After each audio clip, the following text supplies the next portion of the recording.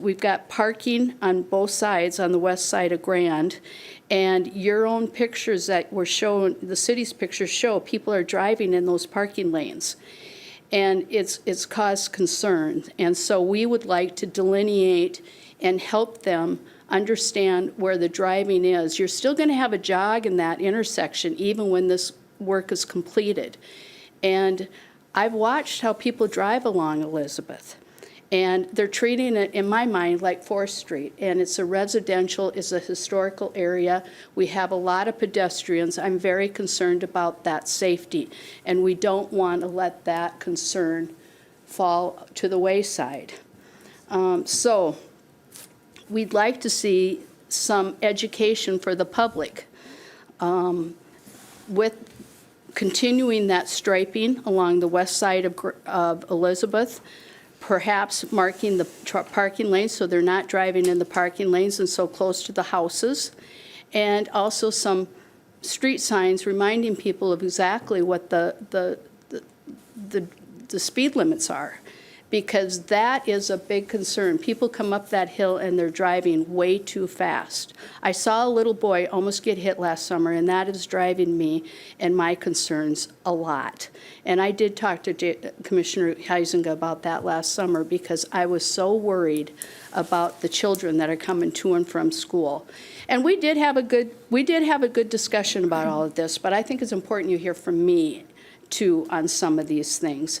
It's also my understanding that the city is considering doing a traffic study after the construction is complete to address those speed concerns. I think that needs to be done.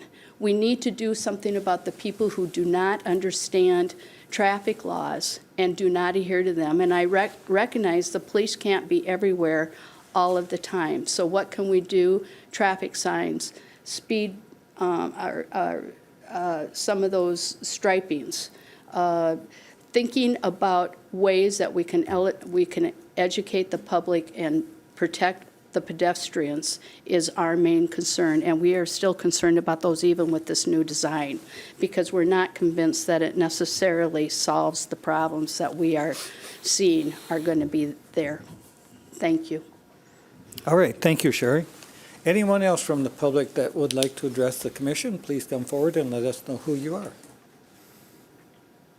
All right, I see no one else moving towards the microphone, so I will close the public comment portion and bring it back to the commission. We do have one thing under special business tonight, and that is the Go Green and Clean campaign for 2026, which is off and running, and Brian Tipton is here to bring us up to date. Welcome, Brian. Good evening. This is information only. We're getting close to April 22nd, Earth Day. Go Green and Clean is a long-running program that we've had throughout the city, and it always kicks off on Earth Day and runs usually about 3 weeks. This year we'll end it on May 17th, although there is other projects that go on, like the Missouri River cleanup that happens in July. We usually count that tonnage towards the project. Go Green and Clean, we offer the materials and bags at the baling facility. You can stop there and get gloves. And we ask all the groups that participate in a cleanup area to take that refuse back to the baling facility to get weighed. Usually we average around 3 to 4 tons. We've been as high as 8 tons of material collected in a program year. It's just a great program. We encourage more people to get out, and we'll accept a lot of new areas if there's something that you see that you'd like to clean up. But we have special projects. This year, most of those are filled up already, and we look forward to having the program again. Okay, great. Brian, are there any questions of Commissioner? I think. Thank you, Mayor. Brian, usually different businesses and different organizations, are you filling up some teams, or are the same teams, new ones, or how's that looking? Yeah, we have probably 30 different project areas, and some of them are brand new groups doing areas, and a lot of them are returning groups that come back and pick up the same project or look for the new projects that we have. For example, one of them was staining a bathroom in Steamboat Park, the exterior of a building, and that was picked up instantly. And we have some different groups that ask and look for areas, and if I see an area that's not getting picked up from the year before, I'll offer that to them. Just that railroad corridor through town, it looks absolutely terrible right now. I mean, it kind of grows up and it catches everything that blows by. I think we usually do that, or have some people do that. Boys and Girls Club usually tackles the small area by Hyde Stadium, but yeah, the long corridor part is typically not something that gets picked up. It's not really on the list, but it could be. I mean, if there's a group out there that wants an area, that's definitely a collect-all. Well, it's a target-rich environment right now, so. Yeah, all it takes is one windstorm and we have debris. Okay. Thanks, Brian. Yep. Okay, thank you, Brian. That's information only, and we look forward to the help of the community again. They do a great job. It's a great program. Yep. Thank you. Okay, I'm going to go back here to the beginning of our agenda here one time. Pastor Jeff Lathrop was supposed to be here for the invocation, and he had an emergency he had to attend to. And so Beata Ferris from the United Methodist Church is here. So if I could ask everyone to stand for the invocation, please, and we'll do that then. Thank you for getting here, even though Yeah, I apologize for being late. I got a message from Pastor Jeff, and so I got here as quickly as I could. I've never done this before, so here we go. Okay. Holy One, we are grateful for this day that you have given us to do your work in this community. God, we give you thanks for this community of Pierre, South Dakota. We are grateful for the natural resources around which our city is built. And we give you thanks for every person who lives in our community and the ways that they work together and the ways that they are striving to do good in the world.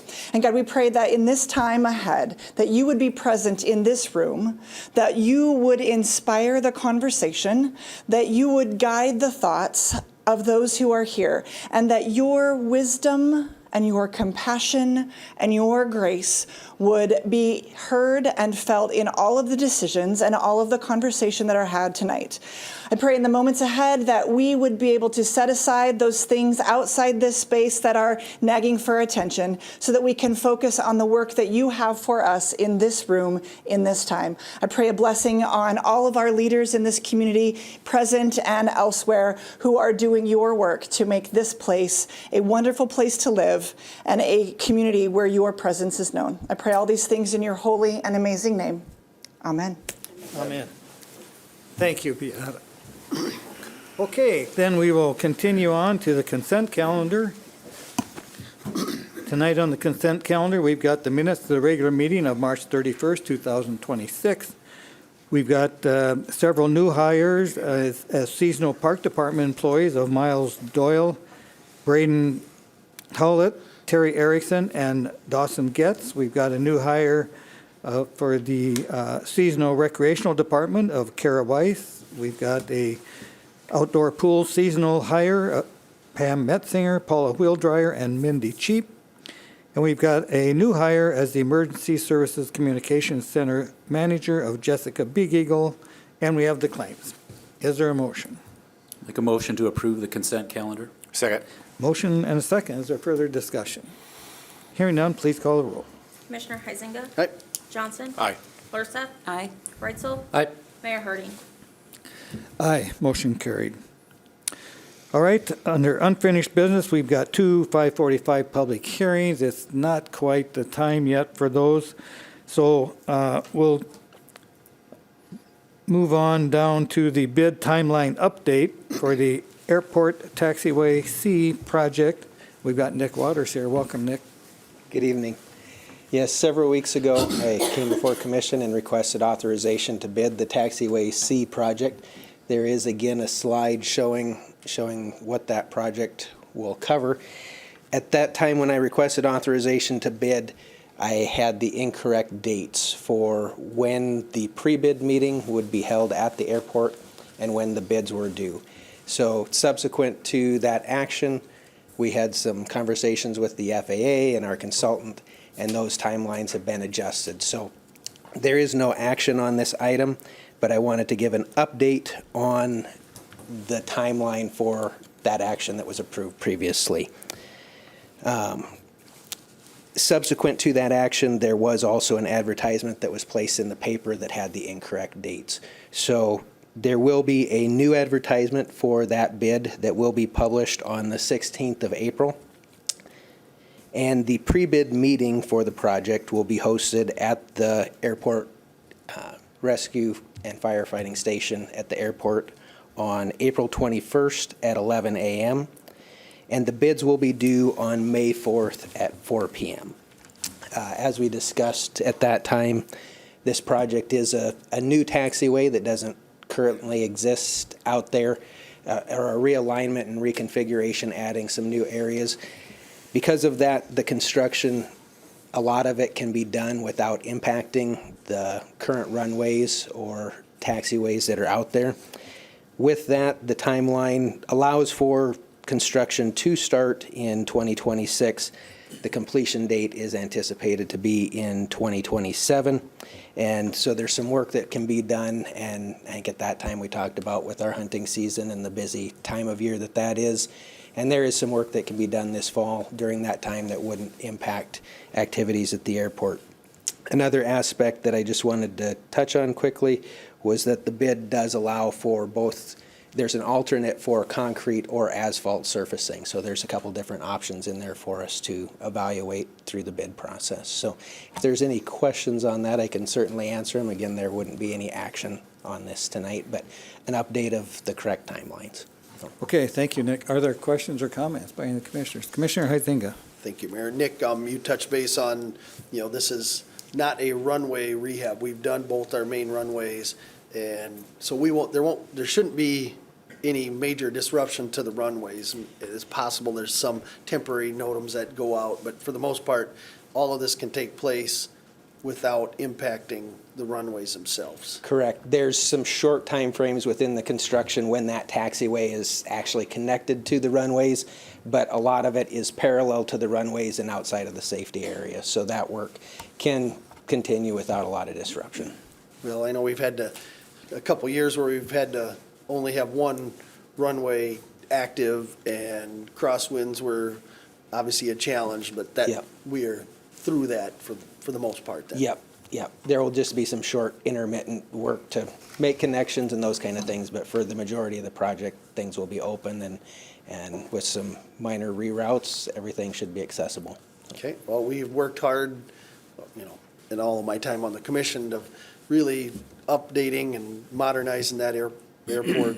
Both, we've got both runways are essentially new now, and done a lot of work on taxiways, and never seems to be an end of potential projects out there, but some of the bigger ones, we've knocked them out of the list. Yep. So. There's a lot of surfacing out there and a lot of areas to maintain, so.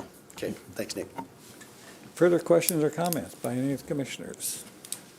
Okay, thank you, Nick, for that update. Thank you. All right, we'll go back to unfinished business for the 545 public hearing. The first one is for the Downs Marina lease agreement, and Brian Tipton is here to bring us up to date. Welcome, Brian. Thank you. Downs Marina has a current lease with the city of Pierre, and tonight we're here to amend that lease agreement. It is still a current lease, and it runs until December 31st, 2029. What this amendment will do is extend that lease out 25 years, so the lease will actually be active until December 31st, 2054. We're doing this in part to align with Game Fish and Parks. The city has a current lease with Game Fish and Parks for that area, and they've amended their lease out for 25 years. And the main reason for extending both of the city lease with Game Fish and Parks and the city's lease with Downs Marina is to align with Downs Marina procuring their new dock system that was damaged in a storm last year. And that allowed them to get financing to purchase those docks. Okay, thank you, Brian. Are there any questions from any of the commissioners? Okay, well, stand by. This is a public hearing, so I will now open up the public hearing portion. Is there anyone here from the public that would like to address the commission on this proposal? Please come forward and let us know who you are and what your thoughts are. I see no one moving towards the microphone, so I will close the public comment portion and bring it back to the commission. Any questions of Brian from any of the commissioners? Anything you'd like to add, Brian? Okay, yes, Commissioner Johnson. Not a question. Thank you, Mayor. I was just going to say, I drove down and checked out where they're replacing the slips and stuff there, and it's good to see that they're getting some stuff in and ready for the people to get their boats in the spring. So that's a good thing. So thank you. Yeah, luckily they didn't lose all of their equipment, and they were just able to repair and add on to the new sections. Thank you. All right, then we do need to take action on this. Is there a motion? I'll make a motion to approve the Downs Marina lease agreement amendment as presented and for the mayor to sign all documents. Second. Motion and a second. Is there further discussion? Hearing none, please call the roll. Commissioner Heisinger. Aye. Johnson. Aye. Larsa. Aye. Reitzel. Aye. Mayor Harding. Aye, motion carried. All right. Next is the 545 public hearing and second reading for ordinance 1889 for the rezoning in blocks 14 through 16 in the Greeley and Sharps edition. And Emmeline Post is here. Welcome, Emmeline. Thank you. Yes, tonight's action is a public hearing and second reading of the proposed rezoning in ordinance revisions. The property proposed for rezoning is located east of Euclid Avenue on the south side of 5th Street. The parcels in Block 14 are shown in pink on the map. Those are currently zoned local business. The parcels in Blocks 15 and 16 shown in yellow are currently zoned one family residential District B. Mobile home courts, I skipped a spot. Antelmo and Maria Vasquez are operating as Dakota Storm Properties LLC, have purchased the 5th Street Trailer Court, and they are proposing to continue the existing use of the property as a mobile home park. Mobile home courts are allowed as a conditional use in local business, but are not a permitted use in one family residential District B. So the applicants are requesting that the property be rezoned to one family residential District D, which allows one family mobile home courts as a permitted use. The petitioners have obtained signatures from all 7 of the adjacent property owners, indicating that they have no objection to the proposed rezoning. And the Vasquezes plan to improve the park by removing older mobile homes and replacing them with newer units. This rezoning request is consistent with 2 of the housing goals of the city's comprehensive plan by encouraging the development of a wide range of housing options, particularly for those of moderate and low-income residents, and also by providing opportunities for well-managed mobile home parks. The Planning Commission met and held a public hearing on March 23rd, during which time no public comment was received in opposition of the request. And following the hearing, the Planning Commission recommended approval of the rezoning. So once again, tonight's action is a second reading and public hearing for Ordinance 1889. And with that, I'll be happy to take any questions. Thank you, Emmeline. Are there any questions or comments of Emmeline? Commissioner Huizinga. Thank you, Mayor. Emmeline, there are mobile homes there now, and there's going to be them. But I mean, we're getting our ordinances in alignment with what's really going on up there. Mm-hmm.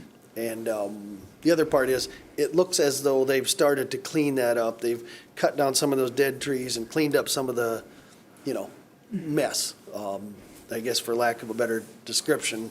And that process has already started, and it's looking a little better already. Yes, and so the other piece of this that goes along with it is that if the rezoning is approved, they do intend to do further action in this area, which would include vacating the rights-of-ways where there are platted rights-of-ways there now that do have mobile homes in them. And so as a part of this process, they want to be able to replat, vacate those, and put mobile homes back there. And so through that process, and in wanting to do that, they realized it was incorrectly zoned. So that's why we're starting here. They wanted to start here first, make sure that the community was okay with it remaining its existing use and putting it into the correct zoning before moving ahead with any of those other steps. So just something on the horizon should this be approved tonight. Okay, thanks, Emily. Thank you. Further questions? All right, this is a public hearing, so stand by, Emmeline, and I will open up the public hearing portion. If there's anyone here from the public that would like to address the commission on this proposal, please come forward. Let us know who you are and what your thoughts are. I see no one moving towards the microphone, so I will close the public comment portion and bring it back to the commission. Anything you'd like to add, Emmeline? Nope. Okay, then is there a motion? I would give second reading and move adoption of ordinance number 1889 as presented. I second. Motion and a second. Is there further discussion? Hearing none, please call the roll. Commissioner Heisinger. Aye. Johnson. Aye. Barsa. Aye. Breitzel. Aye. Mayor Hardy. Aye, motion carried. Thank you, Emmeline. Thank you. All right, moving down to new business, then the first item is the American Federation of State, County, and Municipal Employees Union Agreement. And Lindsay Ryder-Rapp, the city attorney, will start this off. Welcome, Lindsay. Good evening, Mayor Harding, commission members. Lindsay Ryder-Rapp here as your city attorney. I am here this evening to present the contract between the city of Pierre and the American Federation of State, County, and Municipal Employees. Just kind of as a background, I just kind of wanted to set the stage in terms of where we started the process and now where we are here this evening. As the city is aware, this group of employees was previously represented by another union. We were notified back in April of 2024 that union would no longer be representing this group of employees, and that contract would end at the end of 2024. In the meantime, we then received notification from AFSCME that it intended to represent this group of employees. There was an election held, and a majority of the employees voted to have AFSCME be their representative. The parties then exchanged proposals with one another. The unit presented their proposals, I believe, in June. The city presented theirs in September's. The parties then engaged in negotiations from the middle part of October through the end of January of 2026. The parties engaged in 11 negotiations between those two periods of time. Throughout the course of the negotiations, the city submitted 54 proposals because, of course, we were negotiating a new contract from scratch between the city and this group of employees. During the course of the negotiations, the city presented, I believe, over 30 amendments to the proposals that it had submitted. And of course, that was based upon the feedback that the city received from this group of employees as it relates to these proposals. As I indicated, we engaged in negotiations through the end of January.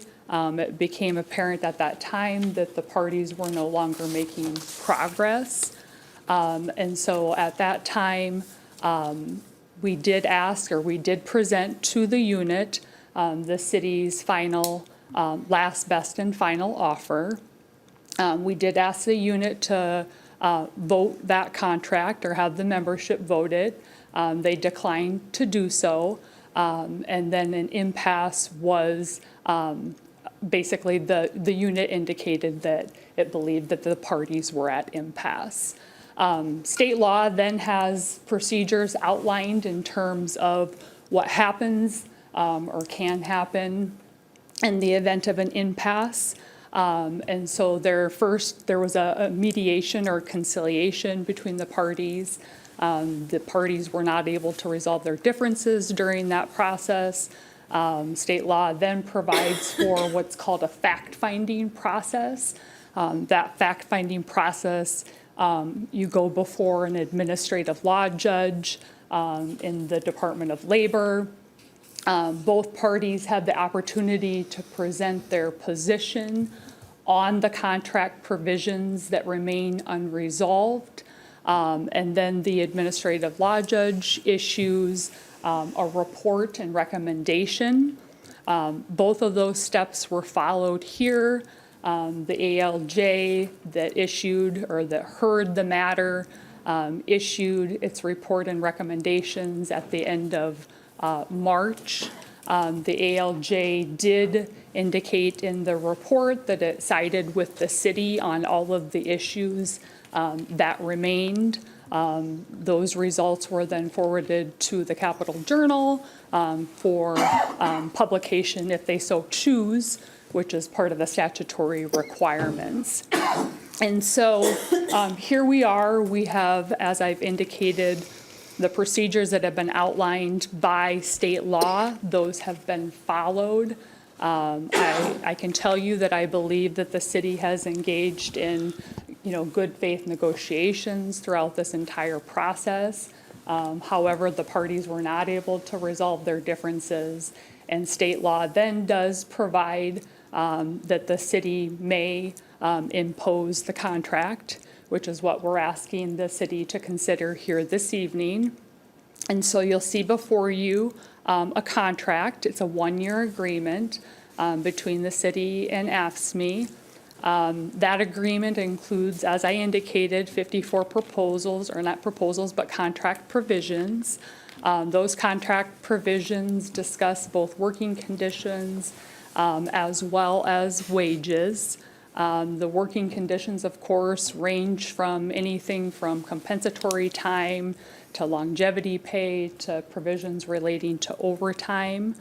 And as I indicated also, and you'll see in the addendum, that is the part that discusses the wages. And so in addendum A that you'll see included in your packet, it does provide for a 1.75% COLA, or cost of living adjustment, on January 1st, 2026, or upon ratification or implementation of the contract, whichever is later. Likewise, it does include a provision relating to step increases that eligible employees who have completed the probationary period by January 1st of 2026 and are performing satisfactorily will receive a 1.25% step increase on January 1st, 2026, or upon ratification or implementation of the contract, whichever is later. This is consistent with the wage increase that was approved by you during an earlier commission meeting as it relates to other city employees. It is also consistent with the city's longstanding process, or I guess practice, I should say, of not agreeing to retroactive pay if we're not able to reach a contract or an agreement by the first pay period in January. So as I indicated, for your consideration is that contract that includes those provisions, and I'm certainly happy to respond to any questions that anyone may have at this time. All right, thank you, Lindsay. Are there questions or comments by any of the commissioners? Commissioner Johnson. I will make a question and maybe a comment also. Thank you, Mayor. Yes. You've laid out the process very well for as complicated as it was. I hope it was easier for everybody else than it was for me. It's been about 9 months if you go back to June and count to now. So starting a new union agreement is a lot harder, I believe, than continuing after that beginning. And I'm not a lawyer, and I'm not city staff that did an awesome job doing this also. The only question I have, I agreed earlier in our discussions about the pay being retroactive or not. And I have had some discussions with staff about my feelings on that. Do you feel that since the state process is set up, how to deal with it after the last and final best offer that we make is fair to make the start date of the wage wait for the state process that we're just trying to follow? You know, I don't know that I'm in a position to respond directly to your Okay. question. I think that that's a decision that all of you need to make. All I can tell you is that our practice has been that we have not agreed to retroactive pay in the past, and there have been occasions where we have not been able to reach an agreement by the first pay period in January. In those instances, my recollection is, based upon my review of kind of the file in our prior negotiations, is that in those instances, we did not. But in terms of the fairness of that, I don't know that I'm in a position to respond to that. Okay. I think that's for you to decide as the elected officials, so. All right. Any further questions? Hearing none, is there a motion? I would make a motion that the City of Pierre implement effective April 7, 2026, the terms and conditions of the contract proposals in final form as presented to the American Federation of State, County, and Municipal Employees on January 30th as shown on the attachment, and authorize the city administrator to take all actions necessary and proper to implement it. I second. Motion and a second. Is there further discussion? Hearing none, please call the roll. Commissioner Heisinger? Aye. Johnson? No. Larson? Aye. Reitzel? Aye. Mayor Hardy? Aye, motion carried. All right, the next item under new business is the personnel policy revisions, and Lori Gronlund is here. Welcome, Lori. Thank you, Mayor and Commissioners. So we're requesting approval tonight for numerous changes to our personnel policies. Some changes are just cleanup, some are to make the city more efficient. The remaining changes are requested so that our personnel policies match the language in the AFSCME contract that you just approved. So we have meetings scheduled to discuss ways to implement the policies across all the departments. If there's any questions, please let me know. Okay, thank you, Lori. Are there any questions by any of the commissioners? Commissioner Johnson. Thank you, Mayor. I was just wondering, with as big of a 38-page as this was, have we had enough time to answer all the questions that come up in regard to the changes? So we have meetings planned so that we can meet with them on how we're going to implement those changes.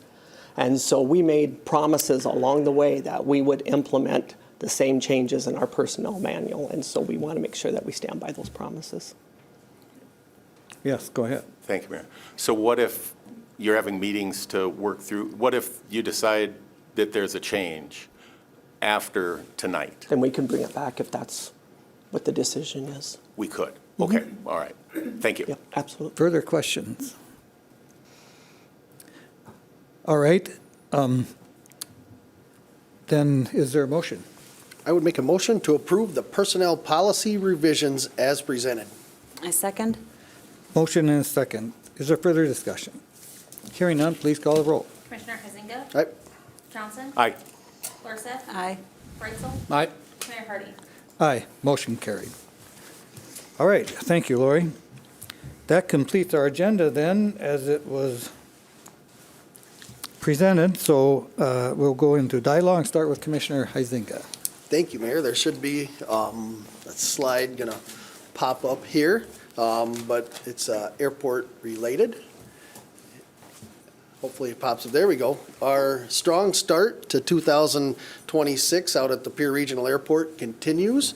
March, we had 1,391 enplanements, which is 36% higher than March of 2025, which is 365 more emplanements, just in real numbers, not just percentages. And so total Q1 emplanements of 4,200. So we're in pretty good shape out there. And overall, our increase of emplanements is at 46% compared to 2025. So the move to SkyWest from, I guess I can't think of any reason that it has been better than what we had. And the people are flying it, our government employees, certainly this winter traffic. We know a lot of Pierre people go to warmer destinations, over the winter months here, but most of that was taking place flying out of Rapid City or Sioux Falls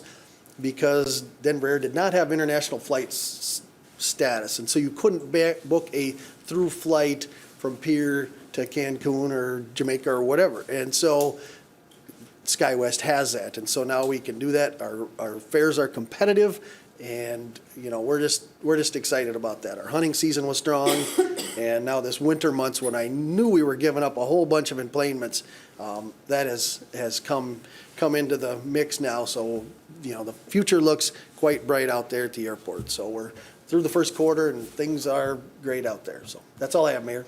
Yeah, thank you. You look at, like you say, the first quarter, and we're at 4,200. That's really exciting. Yeah, but you don't have to get very far, before the end of April. We're going to be halfway to our 10,000 emplanements, which Right. is, obviously we want to set the bar a lot higher, but that's always the minimum to meet. And so we're going to be there long before the middle of the month, or middle of 2026. So, thank you. Okay, Commissioner Lersath. I have nothing. Okay, Commissioner Johnson. Just wanted to comment, just driving around with all of the construction, you look up Euclid and see the track hose and excavators and stuff. Just appreciate everybody's conscious about safety and getting things done and not rushing and putting people in danger. So thank our crews for that and more, so any other contractor. Thank you. Commissioner Reitzel. Nothing tonight, Mayor. Thank All right. you. All right, thank you. I do have one thing tonight. Ryan Sheldon, the operator of our Wahi TV, is a new father. And he and his wife had a baby boy yesterday, Isaac Ryan Sheldon, 7 pounds, 15 ounces. He was born on Monday to Ryan and Kristen Sheldon, so we congratulate them on their new addition. Okay. Mayor, I have nothing tonight. Lacey, Nothing anything? Lindsay, anything? All right. That concludes our meeting tonight then. There's no executive session, so I would ask for a motion to adjourn. So moved. Second. Motion and a second. Is there further discussion? Hearing none, please call the roll. Commissioner Hezinga. Aye. Johnson. Aye. Larsa. Aye. Reitzel. Aye. Mayor Hardy. Aye. Motion carried. Meeting adjourned.